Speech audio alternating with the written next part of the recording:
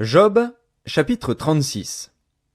Élihu continua et dit: Attends un peu, et je vais poursuivre, car j'ai des paroles encore pour la cause de Dieu. Je prendrai mes raisons de haut, et je prouverai la justice de mon Créateur. Sois-en sûr, mes discours ne sont pas des mensonges, mes sentiments devant toi sont sincères. Dieu est puissant, mais il ne rejette personne. Il est puissant par la force de son intelligence. Il ne laisse pas vivre le méchant, et il fait droit aux malheureux. Il ne détourne pas les yeux de dessus les justes. Il les place sur le trône avec les rois. Il les y fait asseoir pour toujours, afin qu'ils soient élevés. Viennent-ils à tomber dans les chaînes? Sont-ils pris dans les liens de l'adversité? Il leur dénonce leurs œuvres, leurs transgressions, leur orgueil. Il les avertit pour leur instruction. Il les exhorte à se détourner de l'iniquité.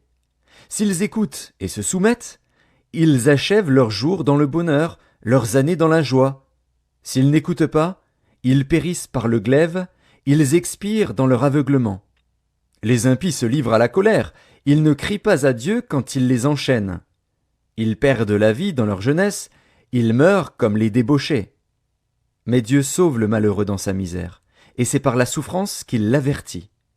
Il te retirera aussi de la détresse pour te mettre au large, en pleine liberté, et ta table sera chargée de mets succulents. Mais si tu défends ta cause comme un impie, le châtiment est inséparable de ta cause. Que l'irritation ne t'entraîne pas à la moquerie, et que la grandeur de la rançon ne te fasse pas dévier. Tes cris suffiraient-ils pour te sortir d'angoisse, et même toutes les forces que tu pourrais déployer? Ne soupire pas après la nuit, qui enlève les peuples de leur place. Garde-toi de te livrer au mal, car la souffrance t'y dispose. Dieu est grand par sa puissance. Qui saurait enseigner comme lui? Qui lui prescrit ses voies? Qui ose dire « Tu fais mal » Souviens-toi d'exalter ses œuvres, que célèbrent tous les hommes. Tout homme les contemple, chacun les voit de loin. Dieu est grand, mais sa grandeur nous échappe. Le nombre de ses années est impénétrable. Il attire à lui les gouttes d'eau, il les réduit en vapeur et forme la pluie. Les nuages la laissent couler, ils la répandent sur la foule des hommes.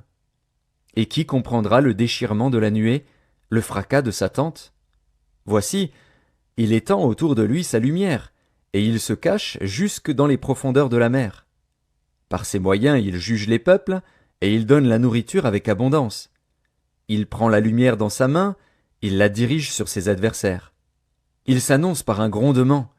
Les troupeaux pressentent son approche.